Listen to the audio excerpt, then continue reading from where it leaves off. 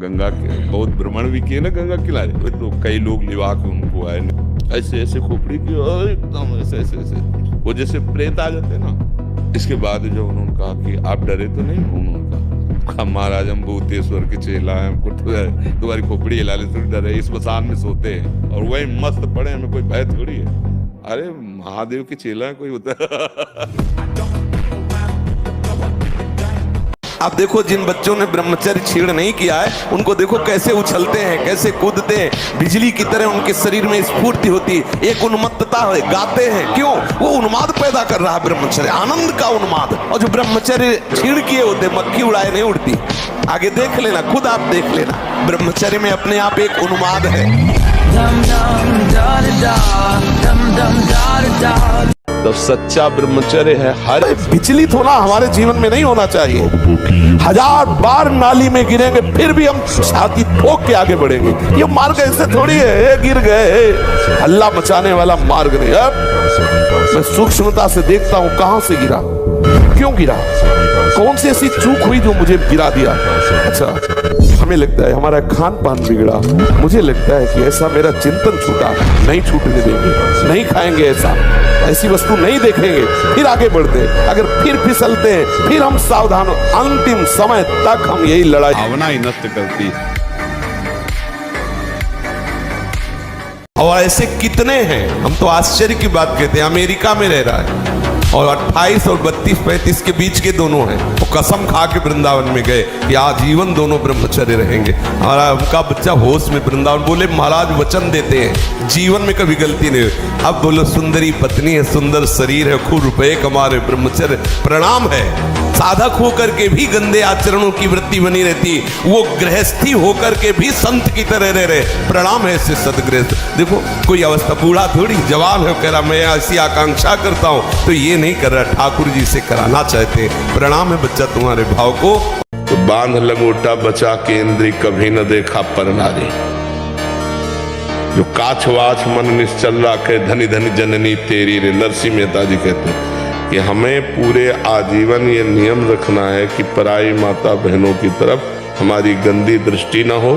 कभी अगर दृष्टि भी गंदी हो जाए, मान लो चूक है, बड़े जन्मों से हम उसी में लगे हुए हैं, तो क्रिया नहीं होनी चाहिए।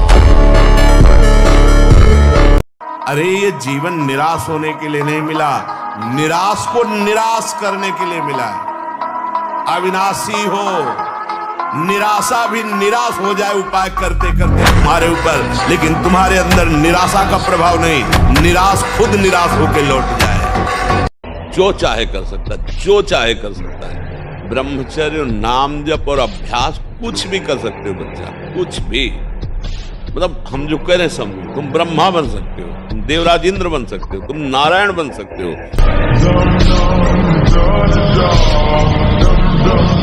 आनंदित रहो, थोड़ा प्रसन्न रहो, थोड़ा सुबह 1-2 किलोमीटर दौड़ो, व्यायाम करो, एकदम चंगे, दिमाग प्रसन्न रखो एकदम। बच्चा कुछ नहीं, जिसके साथ भगवान है क्या बाल बांका हो सकता है।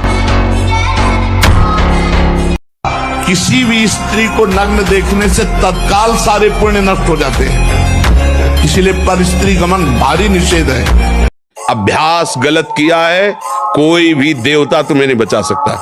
गलत अभ्यास किया है, अपना नाश स्वयं कर रहे हो, किसी देवता या किसी का दोष नहीं। काले कर्म ईश्वर मिथ्या दोष लगाए। ये आचरण गंदे बंद करो बच्चा, नाम जप करो, सात्विक आहार करो, आधा घंटा दंड बैठक मारो, व्यायाम करो, दौड़ो, अभी सब ठीक हो जाएगा। जो पराई स्त्री से संभोग करता है वहां स्त्री लोहे की लाल आग, वैसे आलिंगन कराते हैं यमदूत दोनों हाथ पकड़ करके, वैसे और मिनट 2 मिनट 5 मिनट 10 मिनट लई मरना है, लई आनंद ले। अंगद जी को एक हाथ से उठा दे, ऐसे वीर रावण की सभा में बैठे थे, एक हाथ से उठा दे अंगद जी को, लेकिन राम प्रताप सुमिर पन रूपा, भगवान के बल का स्मरण करके अंगद ने ताल मारी और कहा तुम्हारी सभा में कोई वीर हो तो मेरा पैर उठा दे, राम जी वापस चले जाएंगे, सिया जी को हार जाएंगे। तो 10-10 हजार वीर एक साथ लगे, लेकिन अंगद का पैर नहीं हिला सके। वीर का नाश जीवन का नाश है। ब्रह्मचर्य अगर सही है, आपने किसी तरह इधर उधर, तो ये प्रश्न ही नहीं रहेगा। जिधर दृष्टि डालोगे उधर जय होती चली जाएगी। तो ये जो कमियां है ना, ये कोई भूत नहीं है जैसे लोग कहते हैं ना, पता नहीं कौन, ऐसा कुछ नहीं, गंदी आदतें हैं, इन पर संयम लाओ। आप समझ रहे? इसकी आखिरी परिणति है वीर, वो स्वयं से नहीं निकलता, वो इससे भी गाढ़ी वस्तु है, वो घर्षण से निकलता है। अगर आप उसको गर्म न करें चिंतन के द्वारा, क्रिया के द्वारा, तो नहीं निकलेगा। और जब हम उसको, तो फिर वो जीवन को नष्ट, या तो आपको प्रमाद और आलस्य युक्त होकर समाज से अलग पड़ा रहना पड़ेगा, और या फिर आखिरी या तो क्या कर ले, ऐसी सलाह आपका मन देगा, ऐसी स्थिति में पहुंचा देगा। जैसे मकान की नींव मजबूत हो तो मकान बहुत अच्छा होता है, ऐसे ब्रह्मचर्य, चाहे स्त्री शरीर हो चाहे पुरुष शरीर हो, ये नियम ले लेना है कि शरीर भले छूट जाए, ब्रह्मचर्य नहीं टूटेगा। रसेंद्री और जनेंद्री, इन दो ने पूरे विश्व को गुलाम बना रखा है। आप किसी भी तरह अपने ब्रह्मचर्य के नान होने दें।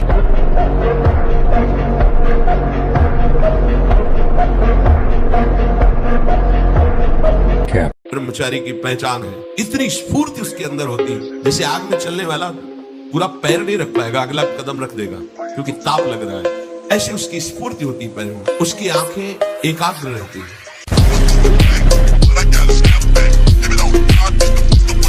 मरने का भय, कष्ट का भय अनंत जन्मों से भोगता चला आ रहा हूं, भूल रहा हूं इसलिए समझ में नहीं, और ये सारे भय आज तक हमें स्पर्श नहीं कर पाए। किसे? हमें। वासुदेव कृष्ण नाम है मेरा।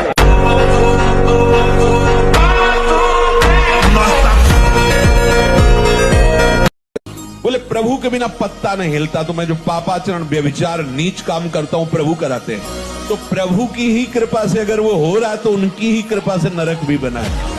ज्यादा चतुराई करोगे तो चतुर शिरोमणि से निकल नहीं पाओगे, वो ऐसे फंसा देंगे।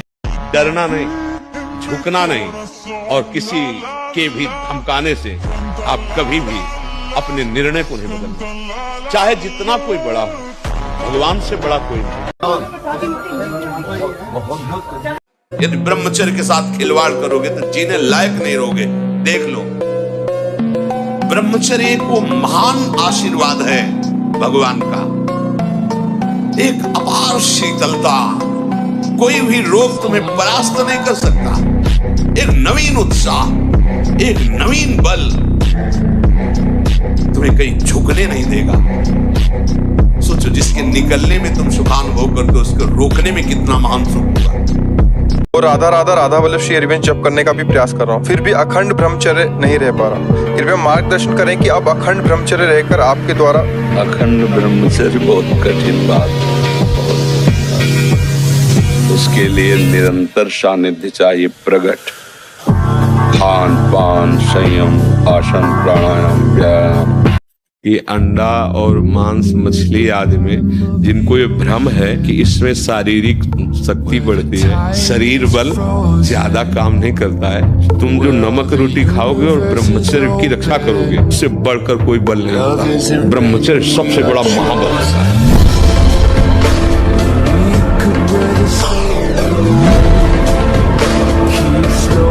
ब्रह्मचर्य प्रत्येक मार्ग के लिए बहुत सुंदर नींव है, चाहे वो गृहस्थ में जाए, चाहे किसी खेल में जाए। गांव में पहले तो 10-20 पहलवान होते ही थे, अब समय बदल गया है हमारी राष्ट्र सेवा में। तो अगर ब्रह्मचर्य तो स्मृतिवान है, धैर्यवान है, बलवान है, तभी वो राष्ट्र सेवा में लग पाएगा।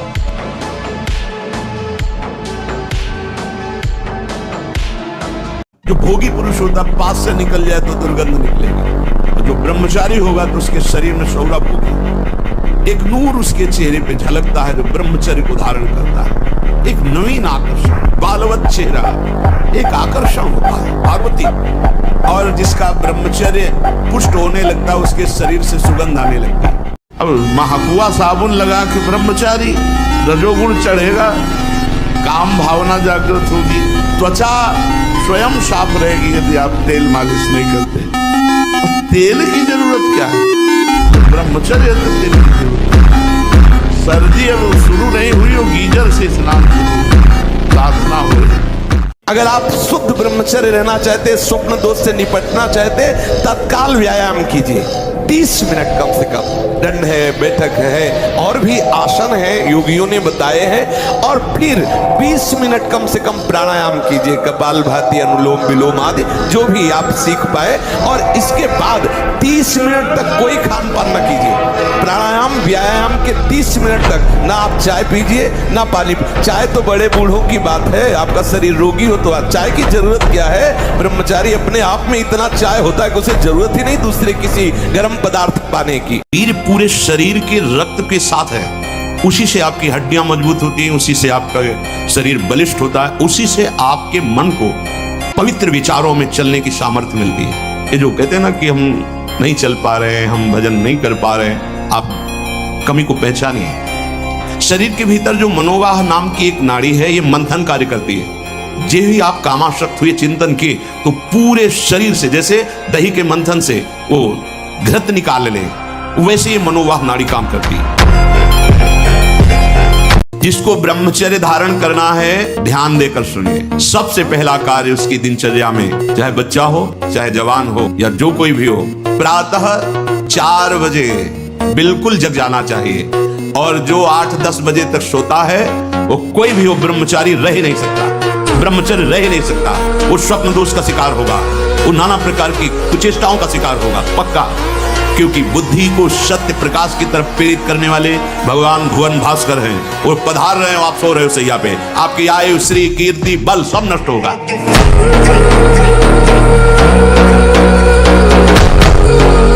अगर आप ब्रह्मचर्य नहीं तो ये मत करना।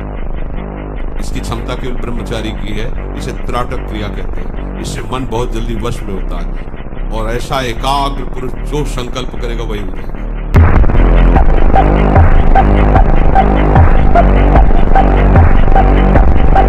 ब्रह्मचर्य अगर सही है, आपने किसी तरह इधर उधर, तो ये प्रश्न ही नहीं रहेगा। जिधर दृष्टि डालोगे उधर जय होती चली जाएगी।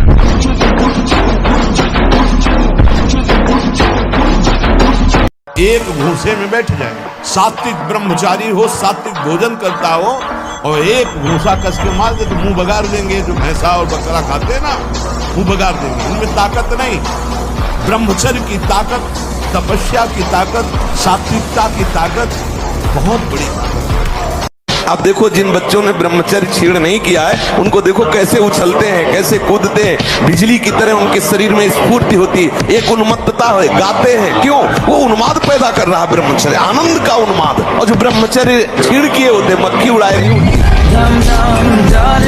हम कह रहे हैं 4 बजे उठकर हर विद्यार्थी किसी भी ग्रंथ का पाठ करे, अगर उसे कंठस्थ ना हो जाए तो हमें बताओ।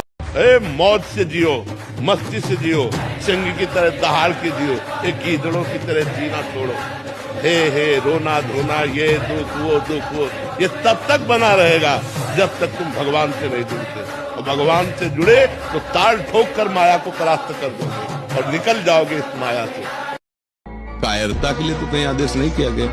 अर्जुन कह रहे मैं युद्ध नहीं करूंगा, भगवान कह रहे युद्ध कर, मां मनुष्य युद्ध से। कब किसने उपदेश किया आपको कि आप कायर बन के बैठ जाओगे? उत्साह संपन्न अभी करना है, इसी क्षण कार्य करना है। वर्तमान के कर्तव्य पर पूरी दृष्टि, और नाम जब चल रहा है, किसी भी तरह की कोई निराशा तुम्हें। Money is loss, nothing is loss. Health is loss, something is loss. Character is loss, everything is loss.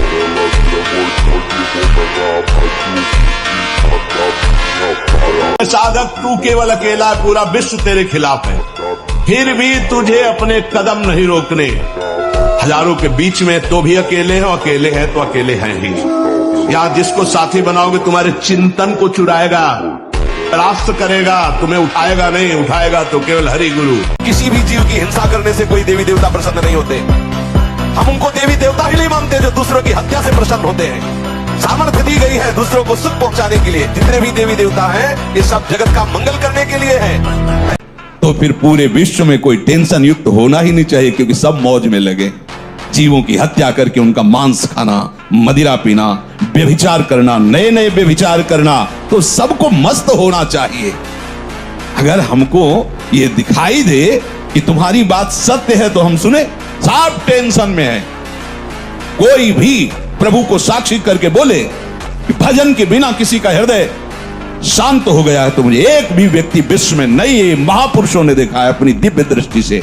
गुरुदेव तेग बहादुर सिंह का जब चरित्र पढ़ रहे थे, भारी विकलता हो रही थी, बड़ा प्रलोभन और बड़ा भय, और यहाँ तक कि प्राणों की आहुति दे दी, लेकिन धर्म नहीं छोड़ा। हम उनके सेवक हैं कि वो हमें शिक्षा दे के गए हैं कि हमें अपने धर्म के लिए कितना कष्ट सह करके भी धर्म को नहीं छोड़ना। आप कहते हो अश्रद्धा हो गई, ऐसा कौन सी बात है? हम भगवान प्रसन्न हो जाए तो जेल ही मांग रहे हैं, सजा ही मांग रहे हैं। अगर वो नहीं दे रहे कृपा करके तो अश्रद्धा हो रही। अगर तुम्हें सच्ची बात बता रहे कि गुरुजनों ने कहा नाम जप करो, ये बात समझ में नहीं आती।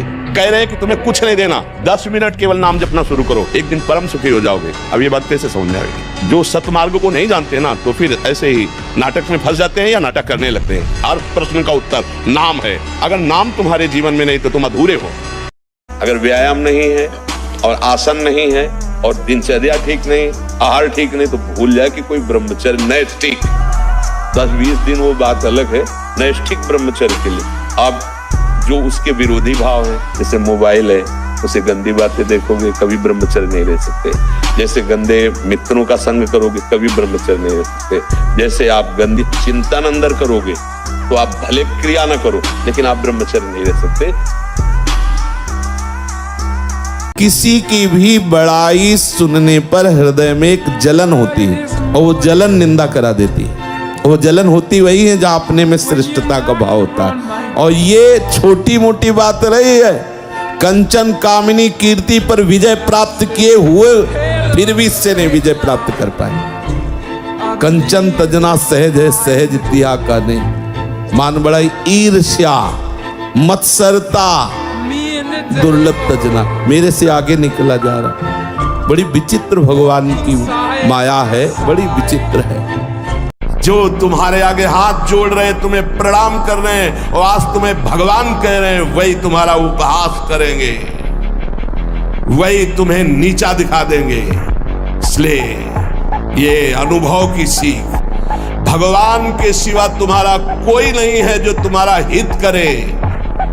अरे किसी की ताकत है तुम भगवान के मार्ग के पथि को तुमसे आंख मिला सके, पर तुम गलत हो जाओगे तो तुम्हारी ताकत नहीं कि तुम उससे आंख मिला के बात कर सको। गर्दन कटा लेना, लेकिन विषयों की तरफ झुकना मत, नहीं तो बहुत आग है।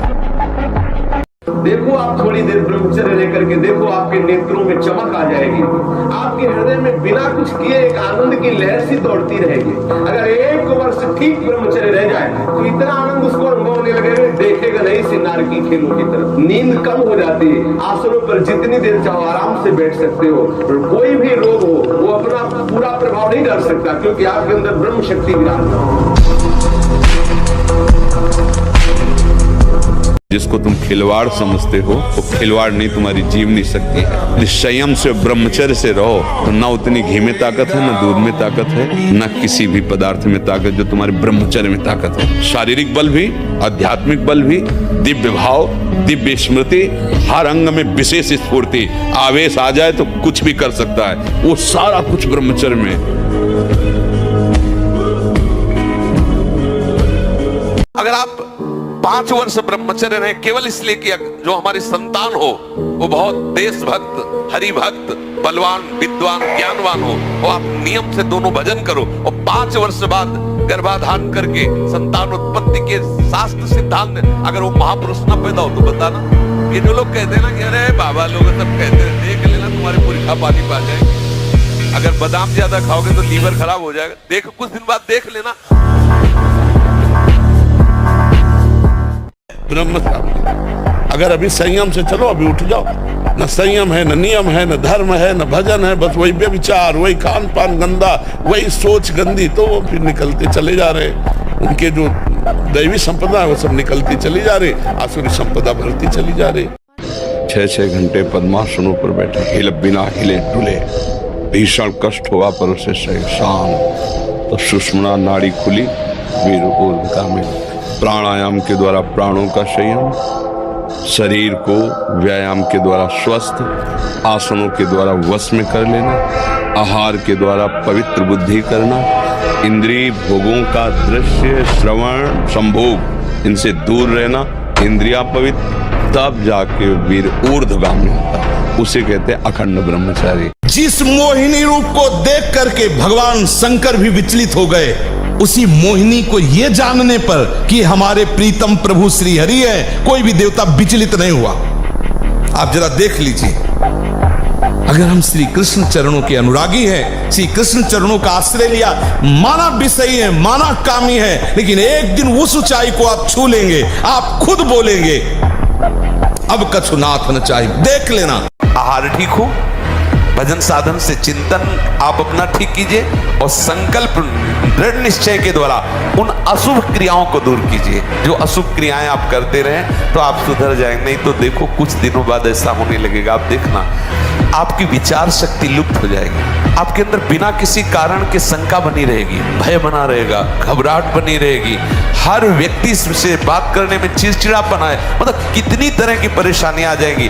पूरे शरीर में जो गर्मी पैदा होती है, जो शक्ति पैदा होती है, उससे वीर ऊर्ध्वगामी होता है। जिसका वीर ऊर्ध्वगामी हो गया वही अखंड ब्रह्मचारी का होता है, नैष्ठिक ब्रह्मचारी का। फिर ये स्वप्न दोष और सब नाना प्रकार की जो कुप्रवृत्तियां हैं, इनका प्रश्न ही नहीं उठता।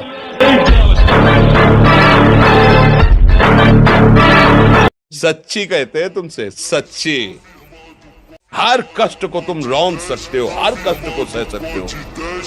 अगर अभी तुम निश्चय कर लो, सब भयभीत हो जाएंगे तुमसे। केवल एक निश्चय कर लो, अब हमारी जिंदगी की कोई परवाह नहीं। अभी तुम्हारा वो भयंकर रूप आ जाएगा कि जिस गली से निकलोगे लोग अंदर घुस जाएंगे।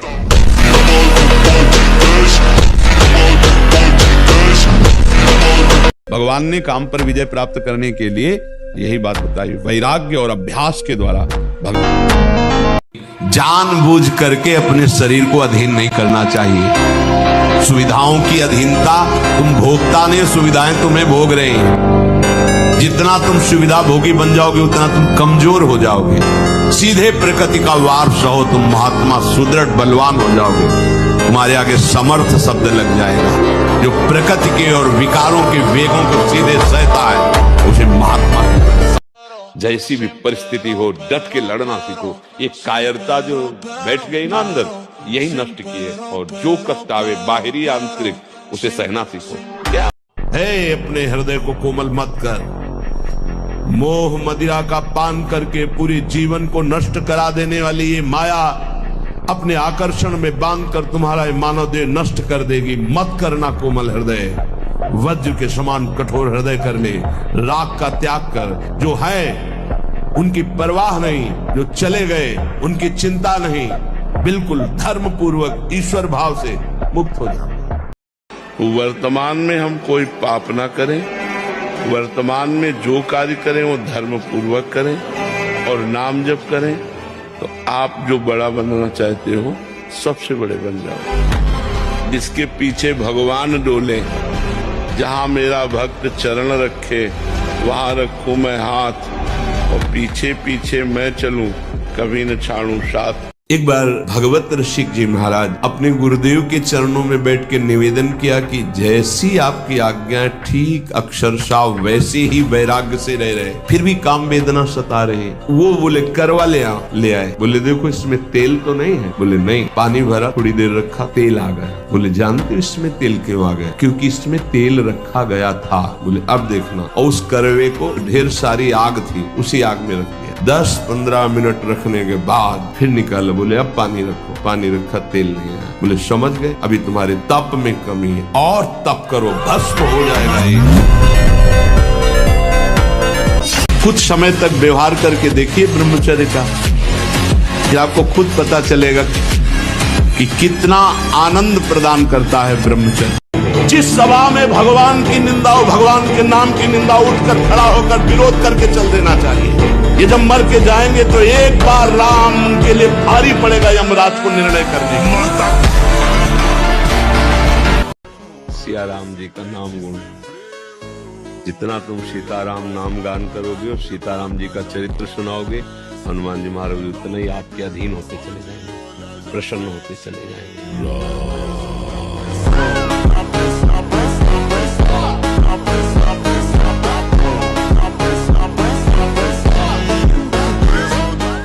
संसार का प्रत्येक सुख जिसे तुम समझते हो वो दुख है, टोटल दुखालयम अशाश्वतम। किसी भी इंद्रिय का संयोग जो तुम्हें सुख लग रहा है, तुम समझते नहीं, ये भगवान की माया के प्रभाव से लग रहा है। वस्तुतः देखो, वसुदेव जी कह रहे हैं वो दुख रूप है, और भगवान भी कह रहे हैं दुखालयम। हमें चाहिए जब हमारी इंद्रियां गलत चेष्टा, गलत मार्ग, गलत भोगों की इच्छा करें, उसी समय उनका दमन करें।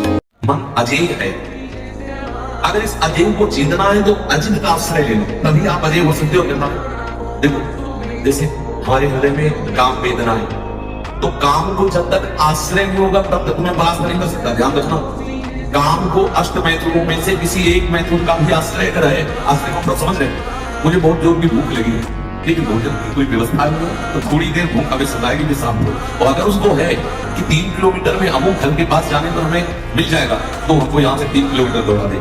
ऐसे ही काम है। यहाँ दुनिया में लाखों का मेला जुड़ा, हंसा जब जब उड़ा तो अकेला उड़ा। एक साथ शरीर छूटने पर भी ऐसा थोड़ी कि एक ही ट्रेन में जाओगे बैठ के, क्योंकि नहीं। हाँ, एक बात जरूर है, दोनों पति पत्नी खूब प्रिया प्रीतम का भजन करें और भाव देह की प्राप्ति हो जाए तो दोनों प्रिया प्रीतम के पास पहुंच जाएंगे। ऐसा हो सकता है। ये जन्म जन्म तक का साथ जो है केवल हरि से है और किसी से नहीं। वही अभिज्ञात सखा है, पुरंजनोपाख्यान पढ़ के देख लेना श्रीमद् भागवत में। मन को शासन में लिया जाए, इसका उपाय क्या है? ये मन तो बड़ा चंचल है, भजन में तो लगता नहीं, तो इसका क्या उपाय है कि इसको शासन में लिया जाए? तो कह रहे हैं सत्संग इसकी सहायता करता है मन को विषयों से हटाकर प्रभु में लगाने। जो रोज सत्संग सुनते हैं, अगर मनन करेंगे, सच्चे महात्मा बन जाएंगे, चाहे गृहस्थ हो चाहे विरक्त हो। रोज हमारी कमियां हमारे सामने आती हैं, रोज महापुरुषों के अनुभव हमको उठा रहे हैं, हम जान नहीं पा रहे, लेकिन हमको उठा रहे हैं अध्यात्म की तरफ। जैसे कुसंग हम जान नहीं पाते, रोज हमें नीचा गिराता चला जाता है, ऐसे सत्संग रोज हमें ऊंचा उठाता चला जा रहा है। तो बोले सत्संग जिसके जीवन में है, हरि भजन का स्वभाव बन जाता है। हरि भजन रूपी साधना और सत्संग रूपी सहायता से मन को वश में किया जाता है।